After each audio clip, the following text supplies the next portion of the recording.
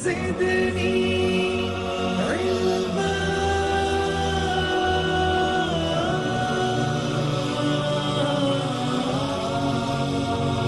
رب زدني علما.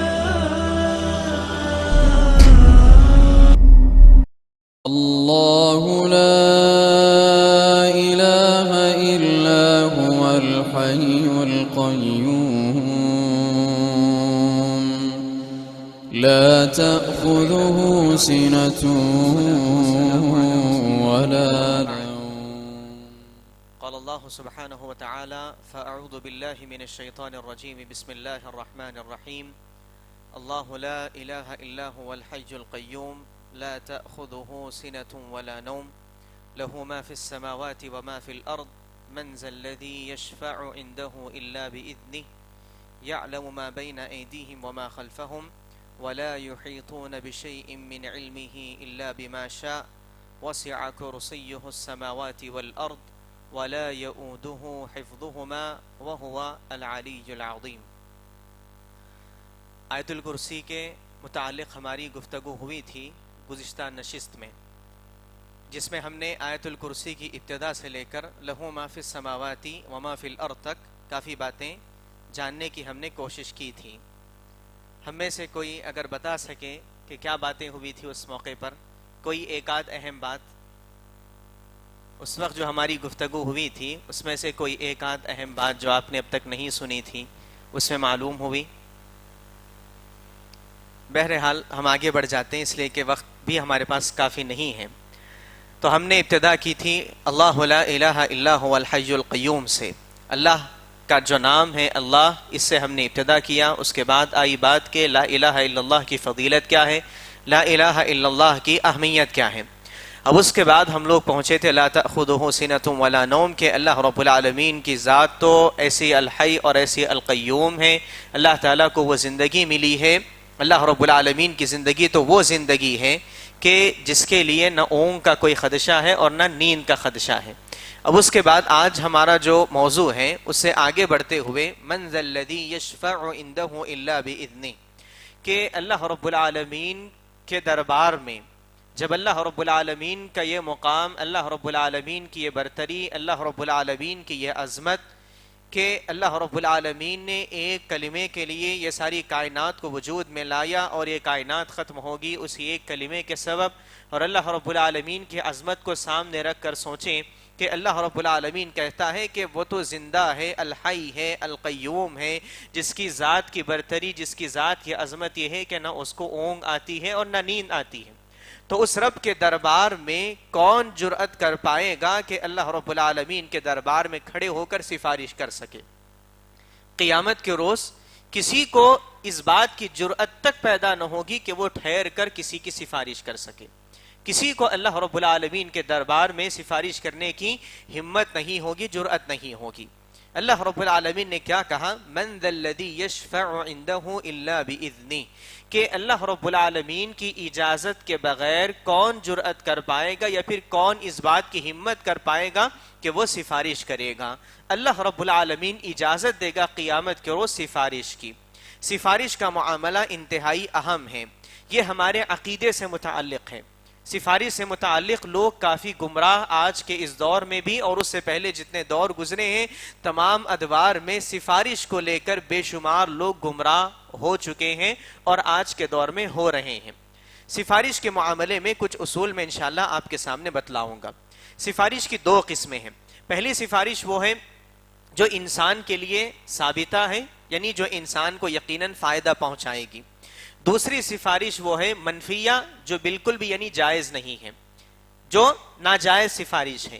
جس طرح کے دیگر عقیدے والے، دیگر مذاہب والے، یہودیوں نے کہا کہ ہم اللہ رب العالمین کے قریبی ہیں، ہم اللہ رب العالمین کے ابنا ہیں، بیٹے ہیں. وہ یہ سمجھتے ہیں کہ لن تمسنا النار الا ایاما معدودہ، کہ ہم کو جو آگ ہے وہ آگ بس ہم کو چند دنوں کے لیے پکڑے گی، اس لیے کہ عزیر ابن اللہ ہیں، عزیر اللہ کے بیٹے ہیں اور وہ ہمارے بارے میں سفارش کریں گے. اور عیسائیوں نے کہا کہ حضرت عیسیٰ علیہ السلام اللہ کے بیٹے ہیں اور وہ ہمارے لیے سفارش کریں گے. اور وہ یہ سمجھتے ہیں کہ حضرت عیسیٰ علیہ السلام کو جو دنیا سے اٹھا لیا گیا ہے وہ اللہ رب العالمین کے سب سے پہلے جو گناہ حضرت آدم نے جو گناہ کیا تھا، یعنی پھل کھانے کا گناہ، ان کے نظروں میں پھل کھانے کا جو گناہ ہوا اس کی انسانیت کا سب سے بڑا گناہ ہے، اور اس کے لیے سب سے بڑی سفارش، یعنی سمجھے کہ سب سے بڑا اس سے بچنے کے لیے کچھ نہ کچھ نذرانہ پیش کرنا تھا۔ اس لیے اللہ رب العالمین نے حضرت عیسیٰ کی شکل میں پیدائش کی، اور اس کے بعد اللہ رب العالمین نے اس کا کفارہ بنا دیا۔ تو یہ ساری منفی سفارشیں ہیں، اس طرح کی کوئی سفارش قیامت کے روز کسی کے کچھ کام نہیں آئے گی۔ اللہ رب العالمین نے مختلف آیتوں میں اس کی تفصیل بیان کی ہے۔ اب جو ثابتہ ہے، یعنی جو سفارش کے قیامت کے روز کام آئے گی، اس کی دو قسمیں ہیں۔ پہلی قسم ہے وہ سفارشیں جس کو ہم دنیا میں رہ کر تیار کر سکتے ہیں، دنیاوی سفارشیں جن کو ہم دنیا میں رہ کر ہی تیار کر سکتے ہیں۔ دوسری سفارشیں وہ ہیں جو قیامت کے روز ہی واقع ہوں گی، قیامت سے پہلے ان سفارشوں کی تیاری کا کوئی انسان تصور نہیں کر سکتا۔ اب جو دنیا میں رہ کر انسان تیار کر سکتا ہے وہ انسان کے اعمال ہیں۔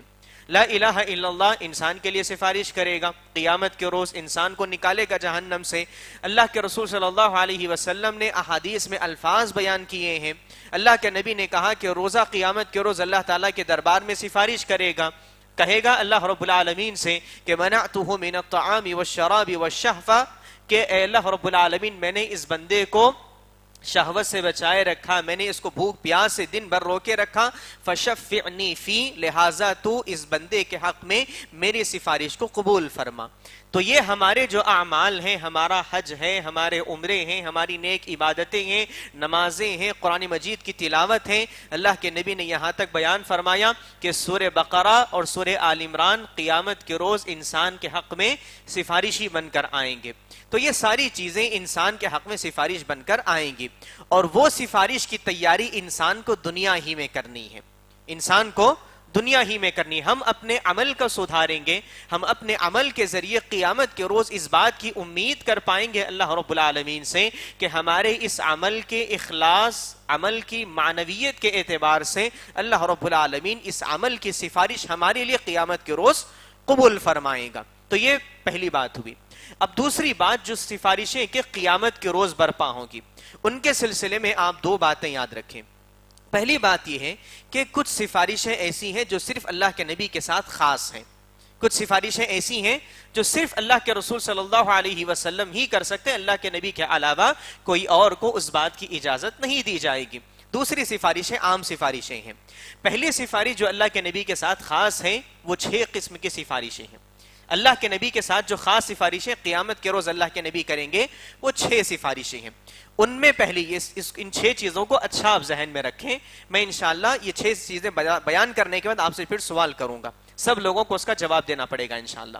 تو 6 سفارشیں جو اللہ کے نبی کے ساتھ خاص ہیں۔ پہلی سفارش ہے اس میں شفاعت عظمیٰ جس کو کہتے ہیں، سفارش عظمیٰ یعنی سب سے بڑی سفارش، اس سے بڑا مرتبہ، اس سے بڑا مقام مخلوق میں کسی اور کو نہیں دیا جائے گا۔ جیسا کہ اللہ رب العالمین نے اللہ کے نبی سے سورہ بنی اسرائیل میں کہا کہ فَتَحَجَّدْ بِهِ نَافِلَةً لَكَ عَسَىٰ أَن يَبْعَثَكَ رَبُّكَ مَقَامًا مَحْمُودًا۔ اے اللہ کے نبی آپ تہجد کو پڑھیے، آپ تہجد کو اپنائیے، وہ آپ کی خاص نماز ہے، اور اس کو پڑھنے کے بعد عَسَىٰ أَن يَبْعَثَكَ رَبُّكَ مَقَامًا مَحْمُودًا، کہ آپ کو تہجد پڑھنے کا جو حکم دیا جا رہا ہے اس حکم کے بدلے اللہ رب العالمین آپ کو وہ مقام عطا فرمائے گا جو مقام محمود ہے، مقام محمودہ۔ اس کی تفسیر علماء کرام نے اسی سفارش کے ذریعے کی ہے، یعنی شفاعت عظمیٰ جو سب سے بڑی سفارش ہوگی۔ وہ طویل حدیث ہے، میں آپ کو مختصر طور پر اس کو آپ کے سامنے بیان کرتا ہوں۔ بخاری شریف کی حدیث ہے، بخاری میں حدیث آئی ہے حضرت ابو ہریرہ رضی اللہ تعالیٰ عنہ کے طریق سے۔ اللہ کے رسول صلی اللہ علیہ وسلم بیان فرماتے ہیں کہ جب قیامت کے روز ساری انسانیت کو دوسرا سور پھونکا جائے گا، سارے لوگ کھڑے ہو جائیں گے، سارے لوگ اللہ رب العالمین کے دربار میں کھڑے ہو جائیں گے۔ اس وقت کوئی انسان پوچھ نہیں پائے گا یا پھر اس بات کی جرأت نہیں کر پائے گا اللہ رب العالمین سے کہ کہے اللہ رب العالمین ہمارا حساب کتاب شروع کریے۔ تو اللہ رب العالمین کے اس خوف کی بنیاد پر سارے لوگ مل کر حضرت آدم علیہ السلام کے پاس جائیں گے اور ان سے کہیں گے اے آدم آپ کو اللہ رب العالمین نے اپنے ہاتھوں سے پیدا کیا ہے، آپ کو اللہ رب العالمین نے جنت میں جگہ دی ہے، لہٰذا آپ ہمارے حق میں سفارش کر دیں کہ اللہ رب العالمین ہمارے لیے بہتر حساب کرے۔ حضرت آدم علیہ السلام معذرت کریں گے، اور اس حدیث میں الفاظ آتے ہیں کہ وہ اپنے ایک گناہ کو یاد کریں گے یا پھر وہ اپنی ایک کمی کو یاد کریں گے۔ کوئی جانتے ہیں وہ کمی کیا تھی؟ حضرت آدم علیہ السلام کا، یعنی سمجھے کہ کوئی خلش ان سے ہو چکی تھی، کوئی معذرت ان سے ہو چکی تھی دنیا میں، وہ کیا تھی حضرت آدم علیہ السلام کی؟ جی، درخت کا پھل کھا لینا، وہ ایک نافرمانی ان سے ہو گئی تھی۔ اب اس کے بعد حضرت آدم علیہ السلام معذرت کریں گے اور کہیں گے کہ نوح علیہ السلام کے پاس جاؤ۔ حضرت نوح کے پاس جائیں گے تو حضرت نوح علیہ السلام سے جب کہیں گے تو وہ کہیں گے کہ نفسی نفسی، میری اپنے نفس کا معاملہ ہے، میں سفارش نہیں کر پاؤں گا، معذرت کریں گے، اور وہ بھی اپنے ایک نافرمانی کا تذکرہ کریں گے، وہ بھی اپنی ایک نافرمانی یاد کریں گے۔ ان کی نافرمانی کیا تھی؟ جی، حضرت نوح علیہ السلام کی سمجھے کہ ایک چھوٹی سی نافرمانی، یا پھر نافرمانی بھی نہیں کہہ سکتے بلکہ چھوٹی سی بھول ان کی کیا تھی؟ حضرت نوح علیہ السلام کی، وہ جب وہ کشتی میں جا رہے تھے، جب اللہ رب العالمین نے انہیں کشتی میں رکھا تھا، انہوں نے اپنے بیٹے سے کہا کہ تم بھی کشتی میں آ جاؤ۔ اس نے کہا کہ میں ایک اونچے پہاڑ پر چلا جاؤں گا۔ تو اس وقت جب انہوں نے دیکھا کہ ایک لہر آنے والی ہے، ایک لہر آ رہی ہے، اللہ رب العالمین سے انہوں نے دعا کی کہ اللہ رب العالمین میرے بیٹے کو، انہ من اہلی، وہ میرے اہل ہے، میرے خاندان کا ہے، میرے خاندان کا، میری فیملی کا حصہ ہے۔ تو اس وقت اللہ رب العالمین نے ان سے کہا تھا کہ ان باتوں کے بارے میں آپ سوال نہ کریں جن کے بارے میں آپ کو علم نہیں دیا گیا ہے۔ تو وہ اپنی اس چیز کو یاد کریں گے اور وہ اپنی معذرت کر دیں گے۔ اب اس کے بعد وہ کہیں گے کہ حضرت ابراہیم علیہ السلام کے پاس جاؤ۔ لوگ جائیں گے، لوگ ان سے سفارش کا مطالبہ کریں گے، تو وہ کہیں گے کہ نفسی نفسی، میری اپنی نفس کا معاملہ ہے، اور وہ بھی اپنی ایک خطا کو یاد کریں گے۔ اور ان کی خطا کیا تھی؟ وہ بھی اپنی خطا کو یاد کریں گے۔ انہوں نے 3 جھوٹ بولے تھے۔ کوئی بتا دے کہ وہ 3 جھوٹ کیا تھے حضرت ابراہیم علیہ السلام کے؟ وہ جھوٹ بھی نہیں بلکہ توریہ اس کو کہہ سکتے ہیں۔ جی ہاں، کیا تھا وہ؟ جی، پہلے بخار۔ انہوں نے کہا، جب ان کے باپ نے ان سے کہا تھا کہ چلو عید کے دن سب لوگ جا رہے ہیں، انہوں نے کہا تھا کہ انی سقیم، میں بیمار ہوں۔ وہ بیمار روحانی اعتبار سے تھے، ان کی بات سچی تھی، صحیح تھی، لیکن عربی زبان میں کچھ اس طرح سے بدل دیا جاتا ہے، یعنی ہماری اپنی زبان میں بھی توریہ ہوتا ہے، یعنی بولا ایک جاتا ہے لیکن اس کا معنی پیچھے کچھ اور ہوتا ہے۔ تو اس طرح انہوں نے انی سقیم کہا تھا۔ دوسرا جھوٹ، دوسرا توریہ، جی ہاں، بت جب انہوں نے توڑ دیے تھے، جب ساری قوم واپس لوٹ کر آئی تو انہوں نے کہا تھا کہ بل فعلہم کبیرہم، کہ ان کے بڑے نے یہ کام کیا ہے، یعنی جتنے بت تھے، بت کے بڑے بت پر انہوں نے کلہاڑی رکھ دی اور کہا کہ اس نے یہ کام کیا۔ دوسری ان کی خطا تھی۔ تیسری کیا تھی؟ جی ہاں، حضرت ہاجرہ علیہ السلام، حضرت ہاجرہ علیہ السلام کے بارے میں انہوں نے کہا تھا کہ میری بہن ہے۔ ان کا معنی یہ تھا کہ میری اسلامی بہن ہے۔ فرعون کے پاس جب وہ گئے تھے، وہ فرعون نہیں جو حضرت موسیٰ علیہ السلام کے ساتھ تھا، بلکہ وہاں کے جتنے بھی بادشاہ ہوتے ان کا نام ہی فرعون ہوا کرتا تھا۔ تو بہرحال ان کی یہ 3 غلطیاں تھیں۔ انہوں نے اپنا اعتراف کیا اور اس کے بعد انہوں نے کہا کہ میں اللہ تعالیٰ کے دربار میں معذرت نہیں کر سکتا، نہیں سفارش نہیں کر سکتا، معذرت کر لی۔ اب اس کے بعد پھر جائیں گے حضرت موسیٰ علیہ السلام کے پاس۔ اللہ کے نبی نے کہا کہ حضرت موسیٰ کے پاس جب جائیں گے تو وہ بھی معذرت کریں گے، وہ بھی کہیں گے کہ نفسی نفسی، آج کے دن صرف اپنی نفس کا معاملہ، میں اپنے بارے میں اپنا چھوڑ کر کسی اور کے بارے میں نہیں سوچ سکتا، اس لیے کہ اتنا اللہ رب العالمین کا خدشہ اور خوف طاری ہوگا لوگوں پر۔ اب اس کے بعد وہ بھی اپنا ایک نافرمانی یا پھر اپنی ایک بھول یاد کریں گے۔ ان کی نافرمانی کیا تھی؟ جی ہاں، ایک قبطی کو انہوں نے تھپڑ لگایا تھا، مارا تھا، جس کی وجہ سے اس کو موت آ گئی تھی۔ اب اس کے بعد لوگ جائیں گے حضرت عیسیٰ علیہ السلام کے پاس۔ جب جائیں گے تو حضرت عیسیٰ علیہ السلام وہی معذرت کریں گے، لیکن وہ اپنا گناہ نافرمانی یاد نہیں کریں گے، ان کی کوئی نافرمانی نہیں تھی۔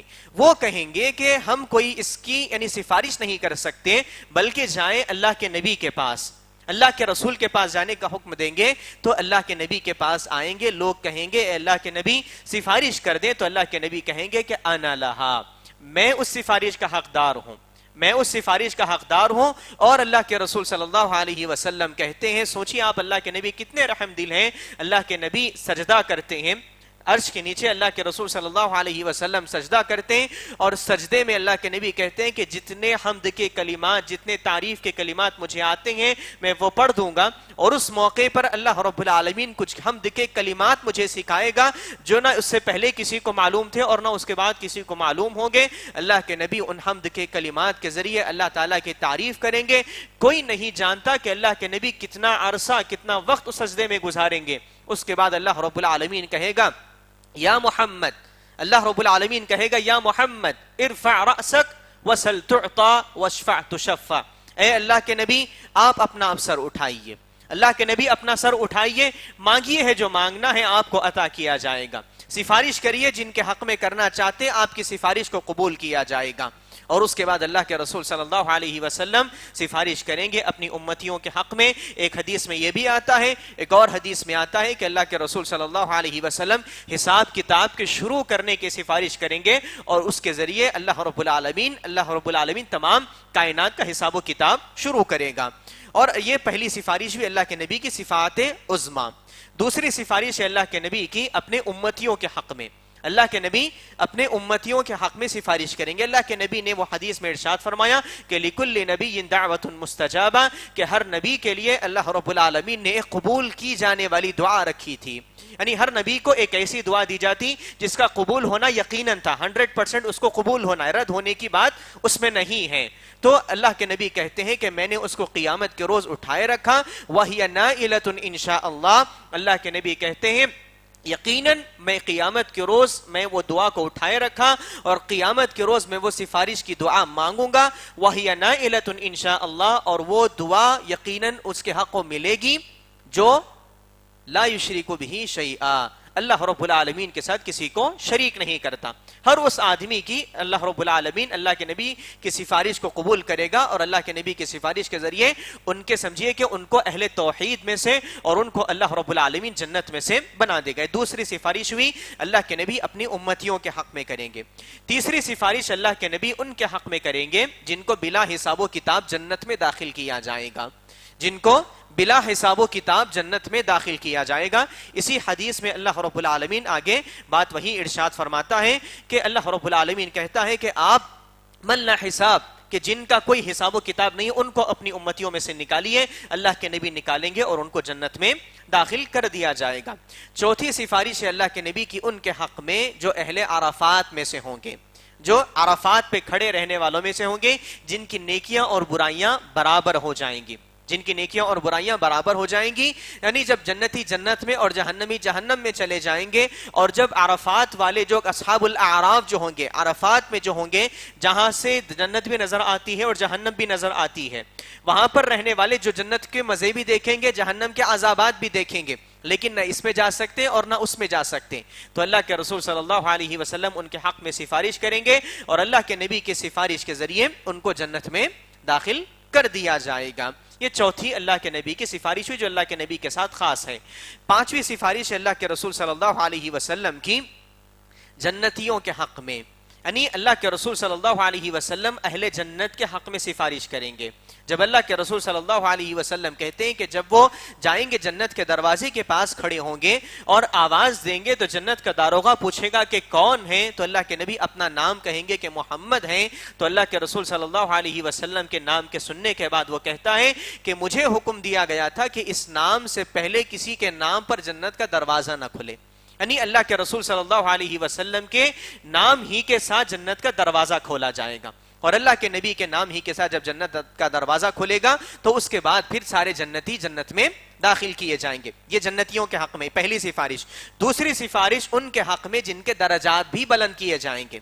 اللہ کے نبی اپنے صحابہ کرام کے حق میں, دیگر کے حق میں جو نیک لوگ ہوں گے, اللہ کے نبی کچھ کے حق میں سفارش کریں گے, اور اللہ کے نبی کی سفارش سے کسی کو سمجھے کہ جنت کا یہ درجہ ملا تو اللہ کے نبی کی سفارش کے ذریعے ان کا درجہ بلند کر دیا جائے گا. اور اللہ کے نبی نے ابو سلمہ کے حق میں دنیا ہی میں سفارش کر دی تھی. اللہ کے نبی کی سفارش کے ذریعے قیامت کے روز ان کے درجات بلند کیے جائیں گے. اب اس کے بعد آخری اور چھٹی سفارش ہے اللہ کے نبی کے ساتھ جو خاص ہے, وہ اپنے چچا کے حق میں. اللہ کے نبی اپنے چچا کے حق میں سفارش کریں گے تو اللہ کے نبی کی سفارش کے ذریعے اللہ کے نبی کہتے ہیں کہ ان کو جہنم کا سب سے کم عذاب دیا جائے گا.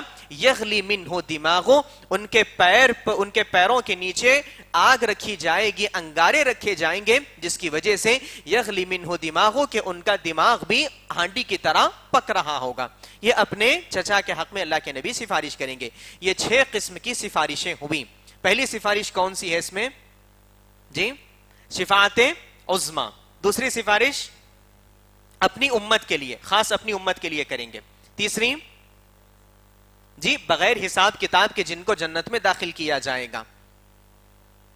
جی عرفات والوں کے لیے، اصحاب الاعراف کے لیے جن کی نیکیاں اور برائیاں برابر ہو گئیں. جی ہاں، آپ کے علاوہ بھی کوئی اور ہے؟ جی ابو سلمہ کے حق میں، یعنی جنت کے درجات بلند کرنے کے لیے. یہ 5ویں، جنت کے درجات بلند کیے جائیں گے اور اللہ کے نبی کی اجازت، یعنی اللہ کے نبی کے جانے کے بعد ہی جنت کا دروازہ کھولا جائے گا. اہل جنت جنت میں جائیں گے بھی تو اللہ کے نبی کی سفارش سے، اور اگر کسی کے درجات کے بلند ہونا ہے تب بھی اللہ کے نبی کی سفارش ہی کے ذریعے. اب اس کے بعد 6 اپنے چچا کے حق میں. یہ سفارش ہوئی قیامت کی، جو اللہ کے نبی کے ساتھ خاص ہے. قیامت کے روز یہ سفارش ہوگی وہ دیگر کی بھی ہوگی. قیامت کے روز دیگر لوگ بھی سفارش کریں گے، جن کے بارے میں ایک طویل حدیث آتی ہے. اللہ کے رسول صلی اللہ علیہ وسلم نے کافی تفصیل اس کی بتلائی ہے. اللہ کے نبی نے کہا جب قیامت میں جنتی جنت میں اور جہنمی جہنم میں چلے جائیں گے تو اللہ رب العالمین اجازت دے گا فرشتوں کو، فرشتے سفارش کریں گے. فرشتے سفارش کریں گے تو فرشتوں کی سفارش سے کافی بخشے جائیں گے. کچھ حدیثوں میں الفاظ یہ بھی آتے ہیں کہ حضرت جبرائیل علیہ السلام کے پروں کو لٹکتے ہوئے بھی کچھ لوگ جنت میں داخل ہوں گے. یعنی جہنم سے کچھ لوگ ایسے بھی نکالے جائیں گے کہ حضرت جبرائیل کے پروں سے لٹکتے ہوئے بھی کچھ لوگ نکالے جائیں گے. تو اس طرح یہ سفارش ہوگی فرشتوں کی. اس کے بعد نیک لوگوں کو اللہ رب العالمین اجازت دے گا اور نیک لوگوں کے ذریعے بھی بہت سارے بخشے جائیں گے. نیک لوگوں کے ذریعے، اب مثال کے طور پر نیک لوگوں کے حق میں 2 سفارشیں ہوں گی. پہلی سفارش یہ کہ مثال کے طور پر اللہ رب العالمین نے جو حدیث میں، جو آیت میں ارشاد فرمایا کہ الحقنا بہم ذریتہم، کہ ہم ان کی ذریت سے ان کو جوڑ دیں گے. یعنی مثال کے طور پر گھر میں ہمارے 10 افراد ہیں، 10 افراد میں ماں باپ ہیں اونچے درجوں میں ہیں اور باقی 8 بیٹے بیٹیاں ہیں جو نیچے ہیں. تو اللہ رب العالمین ماں باپ کے نیک ہونے کے ذریعے نچلے درجے والوں کو بھی اوپر کر دے گا. الحقنا بہم ذریتہم، ہم ان کی ذریت سے ان کو جوڑ دیں گے. اگر بیٹا اوپر ہے، سمجھے کہ بیٹا حافظ ہے یا عالم ہے، بیٹا اوپر ہے لیکن والدین نیچے ہیں، بھائی بہن نیچے ہیں، تو یہ بیٹا ان کے حق میں سفارش کرے گا. اللہ رب العالمین اس بیٹے کے حق کی وجہ سے، سفارش کی وجہ سے ان کو بھی اللہ رب العالمین اوپر لے لے گا. اب اس کے بعد دوسری سفارش ہے نیک لوگوں کی، جو لوگ کہ جہنم میں جا چکے ہوں گے. جہنم میں جانے کے بعد جو لوگ ہیں ان کے حق میں نیک لوگ سفارش کریں گے. کیسے کریں گے؟ اللہ رب العالمین نے کہا کہ شہید اپنے ساتھ 70 لوگوں کو جنت میں لے کر جائے گا. شہید 70 لوگوں کی سفارش کرے گا. امام کے بارے میں کہا گیا مسجد کا جو امام ہے وہ بھی اپنے ساتھ کئی مصلیوں کو جنت میں لے کر جائے گا. نیک لوگ اپنے ساتھ کئی لوگوں کو جنت میں لے کر جائیں گے. تو اس سے ایک سبق یہ بھی ملتا ہے کہ دنیا میں نیک لوگوں کی صحبت اختیار کرنی چاہیے. ان کا فائدہ کم از کم دنیا میں نہ ہوا آخرت میں تو ان کا فائدہ ہوگا. اگر جہنم میں جا چکے ہوں گے تو دیکھیں گے فلاں فلاں کہہ رہے چلو وہ ہمارے بستی والا ہے، وہ مسجد میں آیا کرتا تھا، نیک لوگ بھی ہم کو کھینچ کر انشاءاللہ جنت میں داخل کریں گے. ہنسی مذاق کی بات نہیں بلکہ سچی بات ہے، یقیناً داخل کریں گے، اس لیے کہ احادیث اس سلسلے میں آئی ہیں. اور اللہ رب العالمین نے خود کہا کہ من ذا الذی یشفع عندہ الا باذنہ، اللہ تعالیٰ جن کو اجازت دے گا وہ لوگوں کو اللہ رب العالمین ان کے سفارش کے ذریعے کئی لوگوں کو جنت میں داخل کرے گا. اب اس کے بعد انبیاء کرام کو سفارش کا موقع دیا جائے گا. انبیاء کرام بھی سفارش کریں گے اور ان کے سفارش سے بھی کافی لوگ بخشے جائیں گے. اللہ کے نبی بھی سفارش کریں گے، اس کو ہم آگے دیکھتے ہیں. اب یہ حدیث میں اللہ کے نبی ارشاد فرماتے ہیں کہ اللہ رب العالمین کہتا ہے شفعت الملائکہ وشفع النبیون وشفع المؤمنون وَلَمْ يَبْقَ إِلَّا أَرْحَمُ الرَّاحِمِينَ، کہ میرے نبی سفارش کر چکے، انبیاء کرام سفارش ہو چکی، فرشتے سفارش کر چکے، اچھے جتنے نیک لوگ تھے، مومن لوگ تھے، ساروں کے سارے سفارش کر چکے. وَلَمْ يَبْقَ إِلَّا أَرْحَمُ الرَّاحِمِينَ، اب اگر کسی کا اختیار باقی ہے تو اللہ رب العالمین کا رحمت للعالمین کا اختیار باقی ہے. اور اس کے بعد اللہ کے نبی کہتے ہیں، کہنے کے بعد اللہ رب العالمین اپنا ہاتھ جہنم میں ڈالے گا، ایک مٹھی بندوں کو جہنم سے نکالے گا. ایک مٹھی بندوں کو اللہ رب العالمین جہنم سے نکالے گا. اللہ کے نبی کہتے ہیں کہ قد عادوا حمما، ان کی حالت مکمل کوئلہ بن چکی ہوگی. جہنم میں تپتے ہوئے جہنم کے عذابات سے اتنے دوچار ہوں گے، قد عادوا حمما، کوئلے کی طرح بن چکے ہوں گے. اور اس کے بعد اللہ رب العالمین ان کو نہر حیات میں ڈبوئے گا. نہر حیات میں ڈبونے کے بعد پھر ان کو جنت میں داخل کیا جائے گا. اللہ کے نبی ان کے حق میں کہتے ہیں یہ کون لوگ ہوں گے؟ اللہ کے نبی کہتے ہیں کہ لم یعملوا خیرا قط، انہوں نے دنیا میں کوئی بھی نیک کام نہ کیا ہوگا. دنیا میں لم یعملوا خیرا قط، دنیا میں کوئی بھی نیک کام ان کا نہ رہا ہوگا سوائے لا الہ الا اللہ کے. لا الہ الا اللہ ہی ان کے ساتھ ہوگا اور لا الہ الا اللہ کے سبب ہی جنت میں داخل کیے جائیں گے. اب ہم بات کو تھوڑا آگے بڑھاتے ہیں. اللہ کے رسول صلی اللہ علیہ وسلم کہتے ہیں اللہ کے نبی کی سفارش سے کئی لوگ بخشے جائیں گے، جو لوگ جہنم سے جن کو جنت میں داخل کیا جائے گا. اللہ کے نبی اپنے ایک ایک امتی کو نکالیں گے جن کے حق میں، جس کے دل میں مثقال ذرۃ من ایمان، ایمان کا ذرہ برابر بھی جس کے دل میں ہوگا اس کو جنت میں داخل کیا جائے گا. اللہ کے نبی اپنے امتیوں کے حق میں اس قدر پریشان رہیں گے قیامت کے روز کہ ایک ایک بندے کو جہنم سے نکالیں گے اور آخری جنتی کو اللہ کے نبی جہنم سے نکال کر جنت میں داخل کروائیں گے. اللہ کے نبی سفارش کریں گے. اللہ کے نبی اس آدمی کے بارے میں کہتے ہیں، آپ کو حدیث میں اس لیے بیان کر رہا ہوں، حدیث بڑی عظیم ہے، بہترین ہے، اور ان احادیث کو سننا چاہیے. ان کے ذریعے ایمان تازہ ہوتا ہے، ان کے ذریعے ایمان میں تازگی پیدا ہوتی ہے. تو وہ بندے کو جب جہنم سے نکالا گیا، عبداللہ ابن مسعود کی روایت سے صحیح بخاری میں حدیث ہے، اللہ کے رسول صلی اللہ علیہ وسلم تفصیل بیان کرتے ہیں. جب یہ سمجھے کہ وہ آخری آدمی ہوگا جس کو جہنم سے نکالا جائے گا، اور یہ آخری آدمی ہوگا جس کے بعد جنت کے دروازے بند کر دیے جائیں گے. اب یہ آدمی جب نکالا جائے گا اس قدر عذابات سے پریشان ہوگا کہ جب وہ نکلے گا اس کو چلنے بھی صحیح سے نہیں آئے گا. گھسیٹتا ہوا جہنم سے نکلے گا. نکلنے کے بعد وہ کہے گا کہ اللہ رب العالمین نے آج مجھ پر جو احسان کیا ہے شاید کہ اس سے پہلے اور اس کے بعد کسی پر اتنا بڑا احسان نہیں ہوگا. جہنم سے ابھی نکالا گیا، ابھی اس کو جہنم سے نکلنے کے بعد یہ محسوس ہو رہا ہے کہ سب سے بڑا احسان اگر کسی کے ساتھ ہوا تو میرے ساتھ ہوا، میرے علاوہ کسی اور پر اتنا بڑا احسان آج تک نہیں ہوا. اللہ رب العالمین جہنم سے نکالے گا اور اس کے بعد اللہ رب العالمین وہ بندے کو دیکھے گا کہ وہ بندہ ایک جھاڑ کو دیکھ رہا ہے. ایک جھاڑ کو دیکھے گا، اللہ رب العالمین سے کہے گا اے اللہ رب العالمین کم از کم مجھے اس جھاڑ تک پہنچا دے. اے اللہ رب العالمین اس درخت کا سایہ میں لے لوں، اس درخت تک مجھے پہنچا دے، وہاں پر کچھ ٹھنڈا پانی پی لوں گا. اللہ رب العالمین اس بندے سے پوچھتا ہے کہ اس کے بعد تو کچھ اور نہیں مانگو گے؟ وہ بندہ کہتا ہے اللہ تعالیٰ اس کے بعد کوئی اور چیز نہیں مانگو گا. اس بندے کو اللہ رب العالمین فرشتوں کو حکم دے گا اور اس کو اس جھاڑ کے نیچے لٹا دیا جائے گا، وہاں سے پانی پیے گا اور اس کے بعد آگے کچھ وقت کے بعد اللہ رب العالمین ایک اور اس سے بہتر جھاڑ اس کو دکھائے گا. دیکھیں اللہ تعالیٰ اپنے بندوں کے ساتھ کیسے رحم دل معاملہ کرتا ہے. اللہ تعالیٰ اپنے بندوں کے ساتھ کیسے احسان والا معاملہ کرتا ہے. انصاف پر اگر اتر آئے اللہ رب العالمین سے خطرناک کوئی انصاف کرنے والا نہیں. اور اللہ رب العالمین ہمیشہ ربنا وسعت بکل شیء رحمتا وعلما، اے اللہ رب العالمین تو ہر چیز پر رحمت کے ساتھ پھیلا ہوا ہے، ہر ایک کے ساتھ تیرا رحم کا معاملہ ہے اور علم کا معاملہ ہے. تو اللہ رب العالمین اس بندے کو ایک اور جھاڑ کے نیچے موقع دے گا. اللہ رب العالمین پھر اس سے پوچھے گا اس کے بعد تو کچھ اور نہیں مانگو گے؟ وہ بندہ کہے گا اللہ تعالیٰ اس سے آگے کوئی اور چیز نہیں مانگو گا.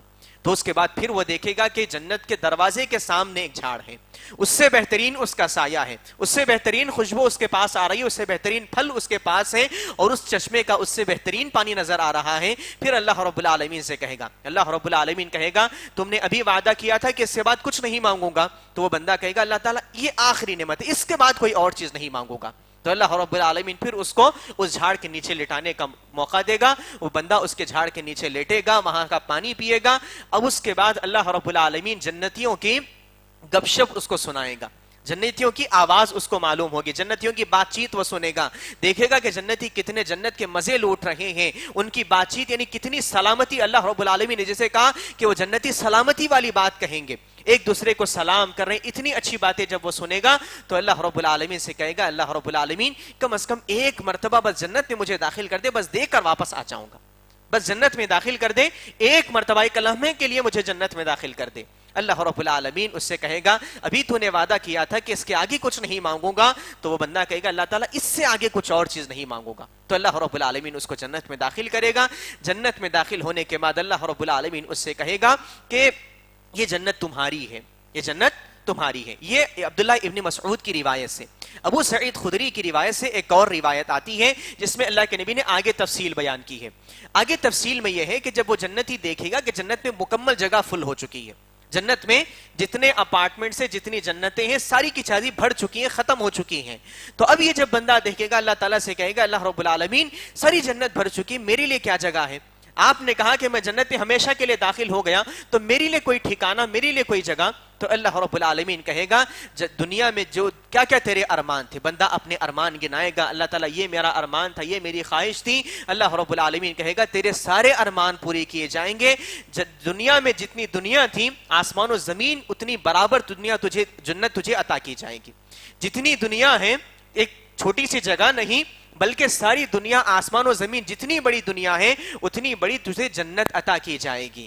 تو وہ بندہ کہے گا اللہ رب العالمین سے اتستہزئنی وانت رب العالمین, اتستہزئنی وانت رب العالمین, اے اللہ رب العالمین تو رب العالمین ہوتے ہوئے مجھ سے مذاق کرتا ہے. اے اللہ رب العالمین جنت میں ابھی دیکھے تو جگہ فل ہے, بندے کی دیکھے کتنا چھوٹی سوچ انسان کی ہوتی ہے. وہ کہتا ہے اے اللہ رب العالمین تو رب العالمین ہوتے ہوئے مجھ سے مذاق کرتا ہے. اور اللہ کے نبی نے ارشاد فرمایا یہ جب سنے گا اللہ رب العالمین مسکرائے گا, اللہ رب العالمین مسکرائے گا. اور صحابی بیان کرتے ہیں عبداللہ ابن مسعود رضی اللہ تعالیٰ عنہ اور حضرت ابو سعید خدری کہ اللہ کے رسول صلی اللہ علیہ وسلم یہ بات کہتے ہیں کہ اللہ تعالیٰ مسکرائے گا اور اللہ کے نبی بھی مسکرائے. اس قدر مسکرائے اللہ کے رسول صلی اللہ علیہ وسلم کہ آپ کے دانت کے اندر کے حصے نظر آنے لگے تھے. اتنی دیر اللہ کے رسول صلی اللہ علیہ وسلم ہنستے رہتے کہ سوچیے آپ کہ بندے کو اللہ رب العالمین جہنم سے نکالا, ایک درخت, دوسرا درخت, تیسرا درخت, پھر جنت میں داخل کیا. اس کے بعد اللہ رب العالمین کہتا ہے کہ ہمیشہ رہو, یہ بڑی نعمت. اس کے بعد اللہ تعالیٰ پھر کہہ رہا ہے کہ یہ مقام نہیں بلکہ جو ارمان تھے وہ بھی پورے کیے جائیں گے, اور جنت جہاں یعنی تمہارا آسمان و زمین جتنے اتنی بڑی جنت تمہیں عطا کی جائے گی. اس کے بعد بھی بندہ کہتا ہے اتستہزئنی وانت رب العالمین, کیا اللہ تعالیٰ تو اتنا بلند رب العالمین ہوتے ہوئے مجھ سے مذاق کرتا ہے؟ اللہ تعالیٰ کو ہنسی آئے گی. اس کے بعد اللہ رب العالمین کہے گا کہ یہ ایک جنت نہیں, دنیا و آسمان کے برابر ایک جنت نہیں بلکہ ایسی 10 جنتیں تجھے عطا کی جائیں گی. آسمان و زمین کی برابر کی ایک جنت نہیں بلکہ اس کی برابر 10 جنتیں تجھے عطا کی جائیں گی. اور اللہ کے رسول صلی اللہ علیہ وسلم آگے ایک بات کہتے ہیں کہ جنت میں جب وہ بندہ داخل ہوگا تو وہاں پر اپنی جنت میں داخل جب ہوگا اور اسے یہ سمجھے گا کہ اتنی بہترین کوئی اور کسی کو نہیں ملی, اتنی بہترین نعمت کسی اور کو نہیں ملی. تو آپ سوچئے کہ اس سے اعلیٰ درجات میں جو لوگ ہوں گے اللہ رب العالمین کتنی بہترین نعمتوں میں ان کو رکھے گا. یہ نہیں دیکھیں جنت کی عظمت سے اللہ تعالیٰ کی عظمت ہمارے ذہن میں آتی ہے. آیت الکرسی کا مقصد وہی ہے.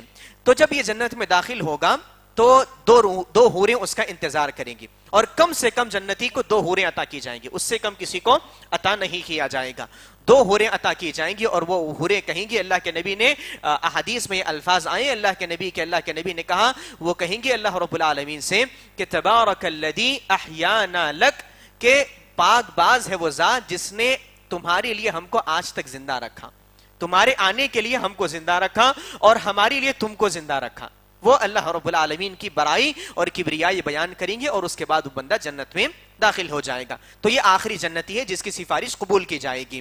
اب یہ سفارشیں ہوئی, قیامت کے روز سفارشیں کی جائیں گی. 2 سفارشیں ہیں, ایک اللہ کے نبی کے ساتھ خاص ہے, دوسری انبیاء کرام علیہ الصلوۃ والسلام ہیں, فرشتے ہیں اور نیک لوگوں کی سفارش بھی قبول کی جائے گی. اور تیسری سفارش ہے اعمال, جو عمل ہمارے لیے سفارش کریں گے, انسان کی قربانی اس کے لیے پل صراط میں گزرنے کا سبب ثابت ہوگی, تو اعمال بھی ہماری سفارش کریں گے. سفارش کے معاملے میں ایک اور اہم معاملہ بھی یاد رکھنا چاہیے. وہ معاملہ یہ ہے کہ سفارش کے قبول کرنے کے لیے 3 چیزیں انتہائی ضروری, 3 شرطیں ہیں. 3 conditions are there for سفارش. سفارش کے لیے, ریکمنڈیشن کے لیے 3 چیزیں اہم ہیں. پہلی چیز یہ ہے کہ اللہ رب العالمین اس بندے سے راضی ہو جو بندہ کے سفارش کر رہا ہے, یا پھر اللہ تعالیٰ اس مخلوق سے راضی ہو جو مخلوق سفارش کرنے والی ہے. قیامت کے روز ہم سمجھے کہ فلاں قبر والے, ایک گھوڑے کی قبر ہے, اس کے پاس جا کر ہم سفارش کریں, گھوڑا کیا سفارش کرے گا؟ مکھیوں والے درگاہ ان کے پاس جا کے سفارش, وہ کہاں سے سفارش کریں گے؟ مکھیاں کھانے والے آدمی. تو اس طرح ہم ان کے حق میں اپنا سفارشی بھی ان کو بنائیں جن سے اللہ رب العالمین راضی ہیں. اور پہلی شرط یہی ہے کہ اللہ تعالیٰ اس بندے سے راضی ہو جو سفارش کرنے والا ہے.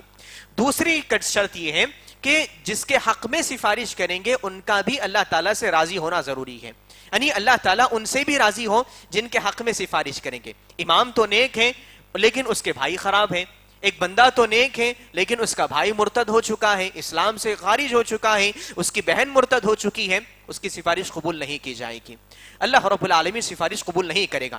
حتیٰ کہ آپ ایک حدیث سے اندازہ لگائیں، سفارش کا اہم معاملہ ہے، میں تفصیل سے اس لیے آپ کے سامنے بیان کر رہا ہوں۔ ایک اہم معاملہ ہے حضرت ابراہیم علیہ السلام کا۔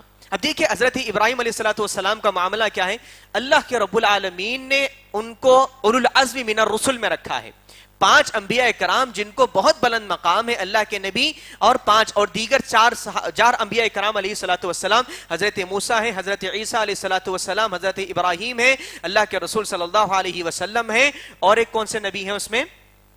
جی حضرت نوح علیہ السلام، اولو العزم من الرسل۔ تو یہ 5 انبیاء کرام میں حضرت ابراہیم ہے، خلیل اللہ ہے، خلت ان کو ملی ہے، اور یہ قیامت کے روز اللہ رب العالمین سے کہیں گے۔ ان کی دعا آپ کو یاد ہے، انہوں نے کہا تھا کہ وَلَا تُخْزِنِي يَوْمَ يُبْعَثُونَ يَوْمَ لَا يَنْفَعُ مَالٌ وَلَا بَنُونَ إِلَّا مَنْ أَتَى اللَّهَ بِقَلْبٍ سَلِيمٍ۔ انہوں نے دنیا میں دعا کی تھی کہ اللہ تعالیٰ قیامت کے دن رسوائی سے مجھے بچا کر رکھنا، وَلَا تُخْزِنِي يَوْمَ يُبْعَثُونَ، جس دن لوگوں کو اٹھایا جائے گا اس دن کی رسوائی سے مجھے بچا کر رکھنا۔ اور وہ اللہ رب العالمین سے کہیں گے، صحیح بخاری کی روایت ہے، وہ کہیں گے اللہ رب العالمین سے، اے اللہ رب العالمین، اس سے بڑی رسوائی کیا ہو سکتی ہے میرے لیے کہ میں جنت میں جاؤں اور میرا باپ جہنم میں جائے، میں جنت میں جاؤں اور میرے والد جہنم میں جائیں، اس سے بڑی رسوائی اور کیا ہو سکتی ہے؟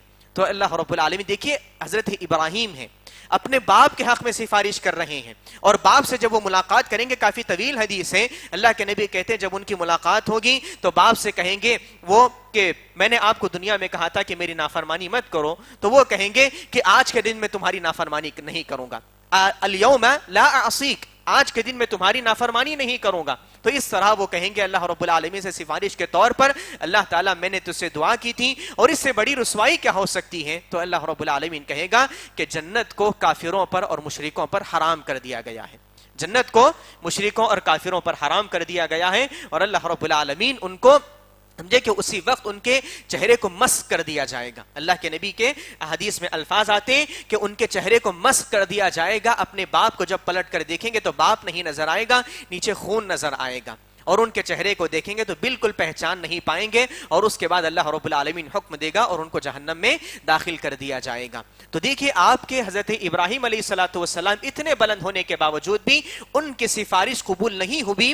وجہ کیا تھی؟ وجہ یہ تھی کہ انہوں نے جن کے حق میں سفارش کی ہے وہ اللہ رب العالمین کے نزدیک راضی نہیں ہیں، اللہ رب العالمین ان سے راضی نہیں ہیں۔ تو دوسری بات یہ کہ ہم کو بھی اپنے آپ کو بہتر بنانا ضروری ہے، ہم اپنے عقیدے، اپنے ایمان، اپنے توحید کی ہم حفاظت کریں، اپنے آپ کو شرک سے ہم بچائے رکھیں، تبھی ہماری کوئی سفارش کرے گا تو ہمارے حق میں سفارش قبول کی جائے گی۔ اللہ کے نبی کی سفارش بھی شرک کے ساتھ کسی کو قبول نہیں کی جائے گی، اللہ کے نبی انہی کے حق میں سفارش کریں گے جن کے ساتھ شرک نہیں ہوگا، توحید جن کے ساتھ ہوگا۔ اب یہ تیسرا کنڈیشن یہ ہے کہ اللہ رب العالمین اجازت دے، اللہ رب العالمین کی اجازت بھی تو ضروری ہے، کوئی کھڑا ہو سفارش کر لے، ایسا معاملہ نہیں ہوگا۔ اللہ رب العالمین جن کو اجازت دے گا وہی سفارش کر پائیں گے، اور اللہ رب العالمین ہی کی اجازت کے ساتھ یہ معاملہ پیش آئے گا۔ من ذا الذی یشفع عنده الا باذنہ، کہ اللہ رب العالمین کی اجازت کے بغیر کوئی سفارش نہیں کر پائے گا، کسی کی جرأت اس مقام پر نہیں ہو پائے گی۔ اس کے بعد آگے اللہ رب العالمین نے ارشاد فرمایا یعلم ما بین ایدیہم وما خلفہم، کہ اللہ رب العالمین انسان کے اگلی چیزوں کو، انسان کے پچھلی چیزوں کو، تمام چیزوں کو اللہ رب العالمین جانتا ہے۔ اور اللہ رب العالمین یعلم ما بین ایدیہم وما خلفہم، اس کی 2 تفسیریں کی گئیں۔ ما بین ایدیہم یعنی انسان کے سامنے جو ہے، ما خلفہم انسان نے پیچھے جو چھوڑا ہے۔ مثال کے طور پر انسان کا پاسٹ بھی، انسان کا مستقبل بھی، انسان کا فیوچر بھی، یعنی انسان نے جو عمل انجام دیے ہیں 30 سال کی عمر تک، پریویس جو کام انسان کا، پریویس ریکارڈ جو ہے انسان کا، وہ بھی اللہ تعالیٰ جانتا ہے، اور انسان اپ کمنگ ڈیٹس میں کیا کرنے والا ہے وہ بھی اللہ رب العالمین جانتا ہے۔ 2 چیزیں بھی اللہ رب العالمین، یعنی ماضی مستقبل، تمام چیزوں سے اللہ رب العالمین واقف ہے۔ ایک تفسیر یہ۔ دوسری تفسیر یہ ہے یعلم ما بین ایدیہم وما خلفہم، اس سے مراد یہ ہے ما بین ایدیہم یعنی دنیا، انسان کے آنکھوں کے، انسان کے ہاتھوں کے سامنے کیا ہے، دنیا ہمارے آنکھوں کے سامنے، ہم دنیا کو دیکھ رہے ہیں، وما خلفہم ہمارے پیچھے کیا ہے، ہمارے پوشیدہ کیا ہے، وہ آنے والی قیامت ہے، ہم اس کو نہیں جانتے۔ آنے والی برزخی زندگی ہے ہم نہیں جانتے، پلسرات کے ساتھ کیا معاملہ ہونے والا، جنت کیسی ہے جہنم کیسی ہے ہم نہیں جانتے، لیکن یعلم ما بین ایدیہم وما خلفہم، اللہ تعالیٰ جانتا ہے، اللہ رب العالمین کا علم یہ ہے۔ یہ دو باتیں ہوئی اللہ رب العالمین کے علم کے سلسلے میں، اور دو اہم باتیں ہیں۔ پہلی اور اہم بات یہ ہے کہ اللہ رب العالمین کے علم کے لیے اللہ تعالیٰ کا علم اور دیگر کے علم میں فرق کیا ہے۔ اللہ رب العالمین کے علم کے معاملے میں بات اہم یہ ہے، اللہ تعالیٰ کے علم کے لیے نہ جہل کا تصور ہے اور نہ نسیان کا تصور ہے، نہ جہل کا تصور ہے اور نہ نسیان کا تصور ہے۔ دو باتیں میں آپ کو سمجھاتا ہوں۔ جہل کا تصور کا مطلب یہ ہے کہ آپ کو کوئی بات معلوم ہوئی تو ابھی معلوم ہوئی، اس سے پہلے ہم جہل کا شکار تھے، اس سے پہلے اس بات کا علم ہم کو نہیں تھا، ہم کو کوئی ایک بات یعنی جاننے کے بعد، ہمارے عقل میں آنے کے بعد ہم کو کسی بات کا علم ہوتا ہے، لیکن اللہ رب العالمین کا معاملہ یہ نہیں کہ اللہ رب العالمین کسی چیز کے واقع ہونے کے بعد اس کا علم ہو۔ اللہ رب العالمین کو مثال کے طور پر میں آپ کو 2 منٹ بعد کیا کہنے والا ہوں مجھے بھی نہیں معلوم، آپ کو بھی نہیں معلوم، لیکن اللہ رب العالمین کو معلوم ہے کہ کیا بات ہونے والی ہے۔ تو اللہ رب العالمین کے لیے جہل کا تصور نہیں، یعنی اللہ تعالیٰ ایک وقت میں یہ بات نہیں جانتا تھا، بعد میں جاننے لگ گیا، اور ایک وقت کے بعد اللہ تعالیٰ اس بات کو علم نہیں ہوگا، ایسی کوئی بات نہیں ہے۔ اللہ رب العالمین ہر چیز کو ہر وقت سے جانتا ہے۔ دوسری اور اہم بات یہ ہے کہ انسان کو سمجھے کہ جانتا ہے، اب ہم جان رہے ہیں، لیکن 2 ہفتے پہلے آیت الکرسی کی تفسیر ہوئی لیکن ہم بھول گئے، ہم میں سے اکثر لوگوں نے وہ بات سنی تھی، تو ہمارے انسان کے علم کے ساتھ نسیان بھی آ جاتا ہے، انسان کے علم کے ساتھ جہل بھی ہمیشہ لگا ہوا ہے، بھولنا بھی ہے اور انسان کے ساتھ نامعلوم ہونا بھی لگا ہوا ہے۔ انسان بھول جاتا ہے لیکن اللہ رب العالمین بھولتا نہیں ہے۔ اللہ رب العالمین کا علم وہ علم ہے جس کے لیے نہ جہل کا تصور ہے اور نہ نسیان کا تصور ہے۔ اب اس معاملے میں دیکھیے اللہ رب العالمین کے علم کے سلسلے میں عقیدے کی اہم بات میں آپ کو بتاؤں گا، وہ چیزیں یہ ہیں، اللہ تعالیٰ 3 قسم کی چیزوں کو جانتا ہے۔ اللہ رب العالمین الاشیاء المتعلقہ بالواجبات والممکنات والممتنعات، اللہ تعالیٰ 3 چیزوں کو جانتا ہے۔ الواجبات یعنی جو چیزیں ہمیشہ سے جن کا ہونا یقینی ہے، جن کا ہونا یقینی ہے، مثال کے طور پر اللہ رب العالمین کی ذات، اللہ رب العالمین کی ذات، اللہ رب العالمین کی صفات، یہ اس وقت سے ہے جب کچھ بھی نہیں تھا۔ ہم نے اس کی تفصیل دیکھ لی کہ اللہ رب العالمین اس وقت سے ہے جب کچھ بھی نہیں تھا، تو یہ واجب ہے، اللہ تعالیٰ کی ذات کا ہونا یقینی ہے۔ اور ممکنات جو چیزیں بعد میں ممکن ہوں گی، اللہ تعالیٰ کی ذات واجبات میں ہے، اللہ رب العالمین کی ذات اس کی صفات یہ ہمیشہ سے، اللہ رب العالمین عرش پر مستوی ہے، اللہ رب العالمین سمجھے کہ اللہ تعالیٰ کا ہاتھ ہے، اللہ رب العالمین کا پیر ہے، اللہ رب العالمین کی پنڈلی ہے، اللہ تعالیٰ غصہ ہوتا ہے، اللہ تعالیٰ دیکھتا ہے، اللہ تعالیٰ سنتا ہے، یہ ہمیشہ سے ہے اور ہمیشہ رہیں گی۔ ان چیزوں کو بھی اللہ تعالیٰ جانتا ہے، یعنی اپنی ذات سے بھی اللہ تعالیٰ واقف ہے، اس کے علاوہ کوئی اور واقف نہیں ہے اللہ تعالیٰ کی ذات سے۔ العلم بالواجبات بالاشیاء التي متعلق بالواجبات۔ اب اس کے بعد دوسری چیز ہوئی الممکنات، یعنی جو چیزیں ممکن ہیں، مثال کے طور پر اللہ تعالیٰ نے عرش کو پیدا کیا، اللہ تعالیٰ نے کرسی پیدا کی، اللہ رب العالمین نے سمندر پیدا کیے، ساتوں آسمان پیدا کیے، تو اللہ رب العالمین ان چیزوں کو بھی اس وقت سے جانتا ہے جب یہ چیزیں نہیں تھیں، الممکنات۔ اور انسان کو جب تک وہ چیزیں پیش نہ آئیں انسان نہیں جانتا، انسان کو جب وہ چیزیں وقوع میں آ جائیں، واقع ہو جائیں، اس وقت انسان وہ بات نہیں جانتا، اور اللہ رب العالمین بہت عرصے سے وہ بات کو جانتا، یعنی کوئی بھی اس وقت کو نہیں جانتا۔ اور اس کے بعد تیسری الممتنعات، یعنی جو چیزیں نہیں ہوں گی ان کو بھی اللہ رب العالمین جانتا ہے۔ ہم نہیں جانتے کہ کون سی چیز کیا نہیں ہو سکتی، لیکن اللہ رب العالمین جانتا ہے کہ کون سی چیز اگر نہیں ہوگی تو کیا ہوگا، اللہ رب العالمین وہ بھی جانتا ہے، لیکن وہ چیز ممتنع ہے، ہوگی نہیں وہ چیز۔ جیسا کہ مثال کے طور پر اللہ رب العالمین نے اپنے بارے میں کہا کہ لو کان فیہما آلہۃ الا اللہ لفسدتا، کہ اللہ تعالیٰ کے علاوہ اگر کوئی اور معبود اس دنیا میں ہوتا تو دنیا میں فساد برپا ہو جاتا۔ اللہ کے علاوہ کسی اور معبود کا تصور ہی نہیں، ممتنع ہے وہ بات، امپاسبل ہے وہ بات، امپاسبلٹی کو بھی اللہ رب العالمین جانتا ہے، یعنی اگر وہ چیز نہیں ہے، معبود نہیں ہے اور ہو بھی نہیں سکتا، اگر ہوتا بھی تو کیسے ہوتا وہ بھی اللہ رب العالمین جانتا ہے، اگر ہوتا تو کیسے ہوتا، یہ اللہ رب العالمین کا علم ہے۔ اللہ رب العالمین یعلم ما بین ایدیہم وما خلفہم، اللہ رب العالمین تمام چیزوں کو جانتا ہے۔ اس کی تفصیل میں نے آپ کے سامنے کیوں بیان کی؟ اس لیے میں نے آپ کے سامنے بیان کی کہ علم کو لے کر، اللہ رب العالمین کے علم کو لے کر بے شمار لوگ گمراہ ہیں، قدریہ ہیں۔ قدریہ کا عقیدہ یہ ہے کہ جب تک انسان عمل نہ کر لے اللہ تعالیٰ کو اس بات کا علم نہیں ہوتا۔ مثال کے طور پر میں آپ کے آج یہاں پر پہنچا ہوں، یہاں پر پہنچنے سے پہلے اللہ تعالیٰ کو نہیں معلوم تھا کہ میں یہاں پر آؤں گا، نعوذ باللہ، اللہ تعالیٰ ہماری تمام کی اس تمام چیزوں سے حفاظت فرمائے. تو قدریہ اس طرح گمراہ ہوئے کہ جب تک کوئی بندہ کام نہ کرے اس وقت تک اللہ تعالیٰ کو بھی اس بات کا علم نہیں ہوتا جس طرح کے دیگر لوگوں کو علم نہیں ہوتا. یہ صریح گمراہی ہے, یہ صریح گمراہی ہے. اور قدریہ اس طرح گمراہ ہوئے. دوسرے فلاسفہ ہیں جو لوگ کے متکلمین فلاسفر جن کو کہا جاتا ہے, جن کی عقل بہت زیادہ چلتی ہے, ان لوگوں نے کہا کہ اللہ تعالیٰ کلیات کو جانتا ہے, جزئیات کو نہیں جانتا.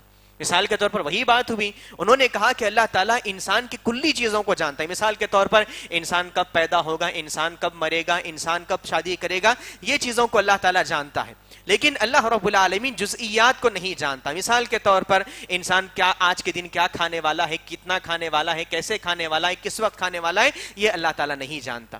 نعوذ باللہ, اللہ تعالیٰ کی پناہ ان تمام چیزوں سے. تو اس طرح گمراہ ہے. اللہ تعالیٰ کلی چیزوں کو, یعنی بڑی بڑی چیزوں کو, بڑے بڑے فیصلوں کو اللہ تعالیٰ جانتا ہے, چھوٹی چھوٹی ڈیٹیلنگ جو ہوتی ہے وہ ان کو اللہ رب العالمین نہیں جانتا. یہ بھی اللہ تعالیٰ کے علم کے منافی ہے. علم کے معاملے میں اللہ رب العالمین بہت ہی وسیع ہے. اللہ رب العالمین کا علم تمام چیزوں کو اپنے احاطے میں لیا ہوا ہے. اللہ رب العالمین نے کہا قل انما العلم عند اللہ, کہ اصل علم اگر کوئی ہے تو اللہ رب العالمین ہی کا ہے. اللہ رب العالمین کے علم کے سلسلے میں کسی بھی قسم کا کوئی سوال انسان کے دل میں پیدا نہیں ہونا چاہیے. جس طرح کے آج کے اس دور میں آپ کے سامنے کہوں, ایک سوال ہے آپ تمام سے کہ ایتھیسٹ بہت سارے سوالات کرتے ہیں اسلام کے خلاف. ایتھیسٹ لوگ جو ملحد ہوتے ہیں اسلام کے خلاف بہت سارے سوالات کرتے ہیں. ان کا سوال یہ ہوتا ہے, آپ لوگ مسلمان کہتے ہیں کہ 5 چیزوں کا علم اللہ کے پاس ہے. کیا ہے وہ بات, کیا ہے آیت ہے وہ؟ ان اللہ عنده علم الساعة وينزل الغيث ويعلم ما في الارحام وما تدري نفس ماذا تكسب غدا وما تدري نفس بأي ارض تموت. کہ ان 5 چیزوں کا علم اللہ تعالیٰ کے پاس ہے. قیامت کب آنے والی ہے, ماں کے پیٹوں میں کیا ہے, اور بارش کب برسنے والی ہے, انسان کیا کمائے گا, انسان کہاں پر مرے گا. تو آپ تمام سے سوال یہ ہے کہ آج جب بچہ ماں کے پیٹ ہی میں ہوتا ہے تب بھی اس کے بارے میں پتا چل جاتا ہے کہ لڑکی ہے یا لڑکا ہے, صحت مند ہے یا نہیں ہے, کتنے مہینے میں وہ پیدا ہوگا, اس کی گروتھ کیسے ہو رہی ہے, یہ ساری چیزیں انسان اسکیننگ کر کے بتا دیتا ہے. تو اب یہ لوگ کہتے ہیں کہ ما فی الارحام, ماں کے پیٹوں میں کیا ہے اللہ ہی جانتا ہے, اللہ کے علاوہ کوئی اور نہیں جانتا. تو اس موقع پر ایک مسلمان ہونے کے ناطے ہم کو کیا جواب دینا چاہیے؟ ایک مسلمان ہونے کے ناطے جواب کیسے دیا جا سکتا ہے, کوئی بتائیں؟ جی جی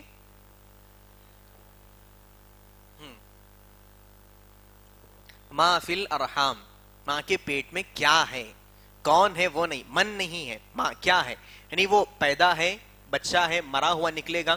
آج وہ بھی بتا دیتے ہیں. بچے کی اگر صحت زیادہ خراب ہو, نہیں سمجھے کہ دو بچے ایک ساتھ ہوں, تو وہ بھی بتا دیتے ہیں کہ 2 بچے رہنے کی وجہ سے ایک بچے کی ڈیتھ ہو گئی, اس کو باہر نکالتے ہیں, دوسرے کو اندر رکھتے ہیں.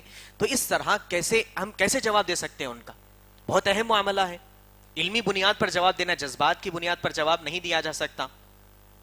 جی ایجوکیٹڈ لوگ کہاں پر ہیں, کیسے جواب دے سکتے ہیں اس چیز کا؟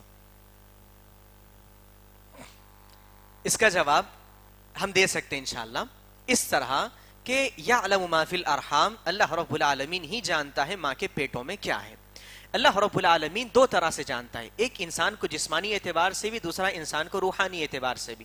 یعنی انسان کی روح سعید ام شقی, یعنی جو حدیث میں کہ جس کو حدیث سے صادق المصدوق جس کو کہا جاتا ہے, حدیث صادق المصدوق حضرت عبداللہ ابن مسعود کی روایت, جس میں اللہ کے نبی نے کہا کہ جب بچہ 40 دن ماں کے پیٹ میں مکمل کر لیتا ہے, اللہ رب العالمین ملکین 2 فرشتوں کو بھیجتا ہے, وہ فیصلہ کرتے ہیں کہ بندہ کتنے دن گزارے گا, کیسے کرے گا, شقی ام سعید, وہ بندہ نیک ہوگا یا بد ہوگا, ساری چیزیں اللہ رب العالمین جانتا ہے. اب ان کا سوال یہ نہیں ہے کہ بندے کو کیا ہونے والا ہے, ان کا سوال یہ ہے کہ جسمانی اعتبار سے آپ بتائیں. آج کی ہماری سائنس بھی بتا رہی ہے کہ بچہ ہوگا یا بچی ہوگا, تو اس طرح جواب ایسے دیا جا سکتا ہے وَلَا يُحِيطُونَ بِشَيْءٍ مِّنْ عِلْمِهِ إِلَّا بِمَا شَاءَ. آگے جو ٹکڑا آنے والا یعلم ما بین ایدیہم وما خلفہم, جو کچھ ہے اللہ تعالیٰ جانتا ہے. ولا یحیطون بشیء من علمہ الا بما شاء, اور اللہ رب العالمین جب چاہتا ہے اپنے علم کے راز کسی پر کھول دیتا ہے. اللہ رب العالمین جب چاہتا ہے انسانوں پر اپنے علم کے راز کھولتا ہے. کیسے کھولتا ہے؟ اب دیکھیے, جب ماں کے پیٹ میں, ماں کے رحم میں جب رحم گرتا ہے, ماں کو خود نہیں معلوم ہوتا کہ ایک وقت تک ماں کو خود نہیں معلوم ہوتا کہ اس کے رحم میں بچہ بھی پل رہا ہے. ایک وقت کے بعد ماں کو معلوم ہوتا ہے, اور ماں اسکیننگ کے لیے جاتی ہے, اور اس کی بھی کچھ علامتیں ہوتی ہیں. تو سب سے پہلے ماں کے پیٹ میں رحم میں کیا ہے خود ماں کو بتاتا ہے. اب اس کے بعد وہ اسکیننگ کے لیے جاتی ہے اور اس کے کہا جاتا ہے کہ ہاں حمل ٹھہر گیا ہے. اب اس کے بعد ابھی کسی کو معلوم نہیں ہوتا کہ کیا ہونے والا ہے. اللہ رب العالمین کچھ وقت کے بعد بتاتا ہے کہ وہ بچہ ہونے والا یا بچی ہونے والا ہے. اس کے بعد اللہ رب العالمین بتاتا ہے رازے دیکھیں اللہ تعالیٰ کیسے کھولتے جاتا ہے, یعنی وَلَا يُحِيطُونَ بِشَيْءٍ مِّنْ عِلْمِهِ, اللہ تعالیٰ کے علم کا احاطہ کوئی نہیں کر سکتا سوائے اس وقت جس وقت کہ اللہ تعالیٰ چاہے, اور سوائے اتنا جتنا کہ اللہ رب العالمین چاہے. اللہ رب العالمین ایک وقت میں چاہتا ہے, 40 دن مکمل ہونے کے بعد اس وقت اللہ تعالیٰ بتاتا ہے. اس کے بعد بتایا جاتا ہے کہ ماں کے پیٹ میں جب بچہ ہوتا ہے یعنی صحت مند ہے یا نہیں ہے, اللہ تعالیٰ بتاتا ہے. اس کے بعد جب ماں کے پیٹ سے نکلتا ہے تو بچے کا بھی سمجھے کہ آکوپیشن کیا اختیار کرنے والا نہیں معلوم. اب دیکھیں ما فی الارحام, ماں کے پیٹ میں کیا ہے, تو آپ ان سے پوچھ کر دیکھیں, سوال کریں کہ چلیے آپ خود بتا دیں کہ بچہ 40 سال کی عمر میں کیا کرے گا, وہ خود جواب نہیں دے سکتے اس چیز کا. تو اللہ رب العالمین ایک وقت کے بعد راز کھولتا جاتا ہے. اب جب بچہ نکل کر باہر آتا ہے تب معلوم ہوتا ہے کہ بچہ نابینا ہے, اندھا ہے. اس وقت معلوم ہوتا ہے کہ لڑکا نہیں بلکہ لڑکی ہے, پھر درمیانی ہے. تو اللہ رب العالمین ایک وقت کے بعد راز کھولتا جاتا ہے. ایک 20 سال ہو گئے تب معلوم ہوتا ہے کہ ہاں اس کی لائن یہ ہے, یہ جا کر دنیا یعنی آگے جا کر یہ آکوپیشن اختیار کرے گا. اس طرح اللہ رب العالمین اپنے علم کے راز انسان پر کھولتا جاتا ہے. اور دنیا میں رہتے ہوئے کوئی بتاتے کہ جنتی ہے جہنمی ہے, وہ بھی کوئی نہیں بتا سکتا. اس کے لیے آخرت کا انتظار کرنا ہے, اس وقت اللہ تعالیٰ یہ راز کھولے گا کہ کون جنتی ہے کون جہنمی ہے. وَلَا يُحِيطُونَ بِشَيْءٍ مِّنْ عِلْمِهِ, اللہ تعالیٰ کے علم کا احاطہ کوئی نہیں کر سکتا الا بما شاء, سوائے اس کے جو اللہ رب العالمین چاہے. اللہ رب العالمین جب چاہے گا, جتنا چاہے گا, اس وقت اللہ رب العالمین انسان کے سامنے ساری چیزوں کو ظاہر کر دے گا. اب اس کے بعد اللہ تعالیٰ نے ارشاد فرمایا وسع کرسیہ السماوات والارض, اللہ رب العالمین کی کرسی آسمان و زمین کو گھیرے ہوئے ہے.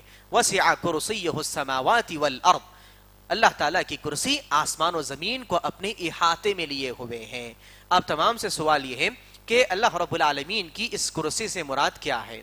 جی ہاں, کرسی سے مراد, آپ آیت الکرسی ہم لوگ پڑھتے تھے اب تک ہمارے ذہن میں کیا تھا کہ کرسی سے مراد کیا ہوگی, آخر کرسی سے مراد کیا ہوگا, کیا ہے؟ جی عرش ہے. عرش ہے, عرش کے اوپر والی مخلوق ہے, عرش کے اوپر کوئی مخلوق ہے جس کو کرسی کہا جاتا ہے. جی ہاں, آپ اب تک کیا سمجھتے تھے کہ کرسی کیا ہے؟ سب کو یاد ہے نا آیت الکرسی؟ جی جلدی, وقت نہیں ہے ہمارے پاس. کرسی بیٹھنے کی جگہ ہے, جس طرح یہ کرسی ہے. جی ہاں, آپ علمی مجلس ہے, کوئی شرمانے کی بات نہیں ہے اس میں. ہاں, آپ کیا سمجھتے تھے؟ کرسی سے یعنی بیٹھنے کی جگہ کو سمجھتے تھے, یعنی جہاں پر اللہ رب العالمین بیٹھتا ہے اسے کرسی کہا جاتا ہے. ہم تمام کے ذہن میں یہی بات تھی, لیکن یہ بات غلط ہے. اللہ رب العالمین جس مقام پر بیٹھتا ہے اسے عرش کہا جاتا ہے. الرحمن علی العرش استوى, اللہ رب العالمین عرش پر مستوی ہے, مستوی ہے. اللہ تعالیٰ بیٹھے گا, ٹھہرے گا, اس سے کوئی لینا دینا نہیں, وہ علم نہیں ہے. بس اللہ رب العالمین عرش پر مستوی ہے, وہ کس حالت میں ہے کوئی نہیں جانتا, کیفیت کسی کو معلوم نہیں ہے. اور کرسی کہا جاتا ہے اللہ تعالیٰ کے موضع القدمین, اللہ تعالیٰ کے پیروں کے رکھنے کی جگہ کو. موضع القدمین, احادیث میں الفاظ آئے ہیں, اللہ رب العالمین جہاں پر پیر رکھتا ہے اس کو کرسی کہا جاتا ہے, جس کو اردو زبان میں اگر ہم کہیں تو سب سمجھ جائیں گے, تخت جس کو کہتے ہیں, بادشاہ کا تخت. بادشاہ کا تخت جہاں پر بادشاہ پیر رکھتا ہے, جہاں پر پیر رکھ کر بیٹھتا ہے, اور جس بادشاہ کا تخت جتنا بڑا ہو اس کو اتنا بڑا بادشاہ سمجھا جاتا تھا آج کے دور تک بھی. تو اس طرح اللہ رب العالمین کی کرسی سے مراد اللہ تعالیٰ کی مخلوق ہے, اللہ تعالیٰ نے اس کو پیدا کیا, اور اللہ رب العالمین کے پیر رکھنے کی جگہ ہے. کرسی سے مراد اگر کوئی بندہ یہ سمجھتا ہے کہ وہ بیٹھنے کی جگہ ہے یا پھر وہ اللہ رب العالمین کا علم ہے, جس طرح کے دیگر یعنی سمجھے کہ جو لوگ راستے سے گمراہ ہیں, جو لوگ یعنی جن کو علم نہیں ہے, وہ لوگ یہ بات کہتے ہیں, اپنی جانب سے باتیں گھڑ لیتے ہیں. وہ یہ کہتے ہیں کہ قوت مراد ہے, اللہ تعالیٰ کی کرسی سے مراد قوت ہے, طاقت ہے, اللہ تعالیٰ کا علم ہے. اس لیے کہ اللہ تعالیٰ نے کہا وسع کرسیہ السماوات والارض, اللہ تعالیٰ کی کرسی آسمان و زمین کو گھیرے ہوئے. اس کا مطلب یہ اللہ تعالیٰ کا علم سارے آسمان و زمین کو گھیرے ہوئے. بالکل گمراہی ہے, صاف گمراہی ہے. اللہ رب العالمین کی کرسی سے مراد اس کی پیر رکھنے کی جگہ ہے. اس کا مطلب یہ ہوگا کہ اللہ تعالیٰ کی ایک مخلوق کو آپ نے صرف خیال بنا دیا. اللہ تعالیٰ کی جو مخلوق ہے, فزیکل مخلوق جو ہے, اس مخلوق کو آپ نے ایک خیال بنا دیا, بالکل غلط بات ہے. ایک صاحب سے میں نے پوچھا تو انہوں نے کہا یعنی سمجھے کہ جو لوگ اخوان قسم کے اخوان المسلمین ہوتے ہیں اپنی طرف سے جو تعویلیں کرتے پھرتے تفسیریں کرتے پھرتے انہوں نے کہا کہ قوت ہے، طاقت ہے، جبروت ہے، اللہ تعالیٰ کی عظمت ہے، اس سے مراد. میں نے ان سے سوال کیا چلو کرسی سے مراد اگر اللہ تعالیٰ کی قوت ہے، عرش سے مراد کیا ہے؟ پھر عرش سے مراد کیا ہوگا؟ عرش سے مراد آپ کیا لیں گے؟ اللہ تعالیٰ کا عرش تو کرسی پر مستوی ہے، کرسی سے بڑا ہے. تو اللہ تعالیٰ سمجھے کہ اللہ تعالیٰ کا علم آسمان و زمین پر گھیرے ہوئے، لیکن اللہ تعالیٰ کا علم عرش پر نہیں ہے، نعوذ باللہ. تو جو چیزوں کو جو بتایا گیا ہے ویسے ہی تسلیم کرنا چاہیے، تعویل سے اور یعنی اپنی طرف سے کسی بھی قسم کی تعویل سے بچنا چاہیے. اللہ رب العالمین کے وسع کرسیہ السماوات سے مراد اللہ رب العالمین کی پیر رکھنے کی جگہ ہے، وہ کرسی ہے. اللہ کے رسول صلی اللہ علیہ وسلم نے کرسی کے بنسبت ایک حدیث میں ارشاد فرمایا، مسند احمد کی روایت ہے. اللہ کے رسول صلی اللہ علیہ وسلم کہتے ہیں، ابو ذر غفاری کی حدیث ہے، اللہ کے نبی سے حضرت ابو ذر غفاری نے پوچھا اے اللہ کے نبی کرسی کیا ہے؟ اللہ کے رسول صلی اللہ علیہ وسلم نے کہا والذی نفسی بیدہ ما السماوات السبع والارضون السبع عند الکرسی الا کحلقۃ ملقاۃ فی الارض بارض فلات. اللہ کے نبی نے کہا کہ کرسی آسمان و زمین کے مقابلے اتنی ہے. پہلے آپ آسمان کو دیکھیں. اللہ کے نبی ایک مرتبہ حضرت عبداللہ ابن عباس کی روایت ہے، وہ کہتے ہیں ہم اللہ کے نبی کے ساتھ ایک جگہ پر بیٹھے ہوئے تھے، ہم نے دیکھا کہ آسمان سے ایک بادل گزر رہا ہے. اللہ کے نبی نے کہا کہ اس کو کیا کہا جاتا ہے؟ صحابہ نے کہا کہ اس کو سحاب کہا جاتا ہے. اللہ کے نبی نے کہا کہ والمزن، صحابہ نے کہا المزن اس کو کہا جاتا ہے. بہرحال بات آگے بڑھی. اللہ کے نبی نے کہا کیا جانتے ہو کہ آسمان سے زمین میں کتنا مسافت ہے، کتنی لمبائی ہے؟ انہوں نے کہا کہ نہیں جانتے. اللہ کے نبی نے کہا 500 عام، 500 سال کی مسافت ہے. اگر کوئی بندہ 500 سال جائے سواری پر، 500 سال جانے کے بعد آسمان پر پہنچے گا، یعنی اتنی اونچائی ہے آسمان کی. اس کے بعد اللہ کے نبی نے کہا کہ پہلے آسمان سے دوسری آسمان کی اونچائی 500 سال ہے، دوسرے آسمان سے تیسری، یہاں تک کہ 7 آسمانوں کی ایک دوسرے میں مسافت اتنی ہے جتنی کہ 500 سال ہے. سبحان اللہ. اس کے بعد اللہ کے نبی نے کہا اس کے بعد پھر 500 سال کی مسافت کے بعد اللہ رب العالمین نے کرسی رکھی ہے. اس کے بعد پھر اللہ رب العالمین نے سمندر بنایا ہے. اس کے بعد پھر اللہ رب العالمین کا عرش ہے جو کہ سمندر پر مستوی ہے، اور ان تمام کی مسافت 500 سال کی مسافت ہے. اور اللہ کے رسول بیان کرتے ہیں کہ کرسی کی بنسبت آسمان و زمین کرسی کے مقابلے کتنے ہیں؟ اللہ کے نبی نے کہا الا کحلقۃ ملقاۃ بارض فلات، کہ ایک چھوٹا سا حدید، ایک اور حدیث میں الفاظ آتے ہیں بے حدید، یعنی ایک چھوٹی سی لوہے کا ٹکڑا جو کہ ایک ریگستان میں پھینک دیا گیا، صحرا میں پھینک دیا گیا ہے، ایک بڑے ڈیزرٹ میں پھینک دیا گیا ہے، اس کی بنسبت اتنی ہے. ایک ڈیزرٹ کتنا بڑا ہے آپ سوچیں، اس میں ایک چھوٹا سا انگوٹی آپ مراد لے لیں، ایک چھوٹا سا ٹکڑا جو پھینک دیا گیا ہے. آسمان و زمین وہ چھوٹا سا ٹکڑا ہے، اور جو باغ ریگستان ہے اللہ رب العالمین کی کرسی ہے. اور اللہ کے نبی آگے ارشاد فرماتے ہیں کہ یہ تو منسبت ہوئی کرسی کی آسمان و زمین سے، اتنی بڑی ہے کرسی. اور اس کے بعد کرسی یعنی کرسی عرش کے مقابلے اتنی ہے جتنی کہ آسمان و زمین کرسی کے مقابلے ہے. یعنی ایک چھوٹا سا ٹکڑا پھینک دیا جائے لوہے کا ریگستان میں، تو ریگستان اللہ رب العالمین کا عرش ہوگا، اور باقی جو چیزیں ہوں گی، باقی جو چھوٹا سا ٹکڑا ہوگا وہ اللہ رب العالمین کی کرسی ہوگی. تو سوچئے اللہ رب العالمین نے اپنی یہاں پر وسعت کا تذکرہ نہیں کیا، اپنی عظمت کا تذکرہ نہیں کیا، بلکہ اللہ رب العالمین نے اپنی ایک مخلوق کرسی کا تذکرہ کیا، جس کی عظمت سے آپ اندازہ لگائیں کہ اللہ رب العالمین کی عظمت کتنی عظیم ہوگی، اللہ رب العالمین کتنا عظیم ہوگا. تو یہ کرسی تمام چیزوں کو اپنے گھیرے میں لیے ہوئے ہیں. ایک اور بات میں آپ سے بتاتا ہوں، یعنی آپ عظمت کو سوچئے سبحان اللہ، کہ دنیا میں سب سے بڑا فلائٹ کون سا ہے؟ دنیا میں سب سے بڑا فلائٹ A380 ہے. A380 جو ایئر بس جس کو کہتے ہیں، ایمریٹس والے جو چلاتے ہیں، وہ سب سے بڑا فلائٹ ہے. ہم اس کے سامنے کھڑے رہے تو ایسے لگتا ہے کہ 4-5 منزلہ پھر 10-12 منزلہ اونچی بلڈنگ ہمارے سامنے کھڑی ہوئی ہے. اس کا ٹائر ہی اتنا بڑا ہوتا ہے. تو آپ دیکھیے جب سامنے ہمارے ہوتا ہے، جب نیچے ہوتا ہے تو اتنا بڑا ہوتا ہے، لیکن وہ جیسے جیسے اوپر جانے لگتا ہے اس کا حجم اور اس کے سائز چھوٹا ہوتا جاتا ہے، اور جب وہ آسمان میں چلا جائے بالکل چھوٹا سا نظر آتا ہے. تو آپ سوچیں جو چیز دنیا میں ہوتی ہوئی اتنی بڑی نظر آ رہی ہے، اور جیسے اوپر جاتی ہے تو علو پہ جیسے جاتی ہے تو چھوٹی ہو جاتی ہے. تو یہ آسمان و زمین اتنے اوپر ہونے کے بعد اتنے بڑے ہیں، ان کے اوپر کرسی اتنی بڑی ہے، اور اس کے اوپر عرش اتنا بڑا ہے. اگر وہ عرش نیچے آ جائے تو کچھ بھی نہیں ہوگا, یہ آسمان و زمین اس کے مقابلے کچھ بھی نہیں ہوگی. سبحان اللہ. ہماری آنکھیں سمجھے کہ احاطہ نہیں کر سکتی ان آسمان کا, وہ آسمان نیچے آ جائے تو ہم کہاں سے احاطہ کر پائیں گے. اللہ رب العالمین کی مخلوقات کی عظمت, تو آپ سوچیں اللہ رب العالمین کی عظمت کیا ہوگی. اللہ رب العالمین بہت ہی عظیم ہے. اس کے بعد اللہ رب العالمین نے کہا وَلَا يَؤُودُهُ حِفْظُهُمَا, یہ آسمان و زمین میں جتنی مخلوقات ہیں تمام مخلوقات سمیت اللہ رب العالمین کبھی, اللہ تعالیٰ کو کبھی اکتاہٹ پیدا نہیں ہوتی, اللہ رب العالمین کبھی تھکتا نہیں ہے ان کو سنبھالتے ہوئے. اللہ تعالیٰ کبھی ان کی حفاظت کے لیے, کبھی ان کی دیکھ بھال کے لیے, کبھی ان کی سمجھے کہ ان کو زندگی دینے کے لیے, ان کی زندگیوں کو چلانے کے لیے کبھی اللہ رب العالمین تھکتا نہیں ہے. وَلَا يَؤُودُهُ حِفْظُهُمَا, تو آپ سوچئے جو ذات کے اللہ رب العالمین کی عظمت یہ ہے کہ وہ اس آسمان کی حفاظت کے لیے نہیں تھکتا, تو اللہ کے نبی نے جو بات بیان فرمائی, علماء نے بہت ہی نفیس نقطہ یہاں پر ذکر کیا ہے. علماء نے بتلایا کہ ہر نماز کے بعد ہم کو آیت الکرسی پڑھنے کا حکم دیا گیا. ہم کو بتایا گیا کہ صبح و شام کے اذکار میں آیت الکرسی پڑھو, اس کے ذریعے تمہاری حفاظت کی جائے گی, فرشتے اللہ رب العالمین حفاظت میں لگائے گا. تو آپ جب کبھی آیت الکرسی پڑھیں اس نیت کے ساتھ پڑھیں, اس عقیدے کو اور اس بات کو اپنے ذہن میں رکھتے ہوئے پڑھیں کہ وَلَا يَؤُودُهُ حِفْظُهُمَا, جو ذات کے اتنے آسمان و زمین کو حفاظت کرتے ہوئے نہیں تھکتی, وہ مجھ جیسے چھوٹے سے بندے کی حفاظت کیسے نہیں کر پائے گی. یہ عقیدہ ایک مسلمان کے دل میں ہونا چاہیے. ہم پڑھ لیتے ہیں, ہم صبح و شام کے اذکار پڑھ لیں, ہم نماز کے بعد آیت الکرسی پڑھ لیں, لیکن یہ لیول کا عقیدہ اور اللہ تعالیٰ سے اس لیول کا توکل اگر ہمارے دل میں پیدا نہیں ہو پایا تو کوئی فائدہ نہیں. اللہ رب العالمین جب ان آسمان و زمین اور ان کے درمیان جتنی عظیم عظیم مخلوقات ہے, جنت ہے, جہنم میں, تمام کی حفاظت کرتے ہوئے نہیں تھکتا, تو میں اور آپ کس کھیت کی مولی ہیں, ہمارا کیا حساب ہے اس معاملے میں. لہٰذا اللہ تعالیٰ ہماری حفاظت کرے گا, اس امید کے ساتھ آیت الکرسی پڑھنا چاہیے. اللہ رب العالمین نے آخر میں ارشاد فرمایا وَهُوَ الْعَلِيُّ الْعَظِيمُ, اللہ رب العالمین العلی ہے والعظیم ہے.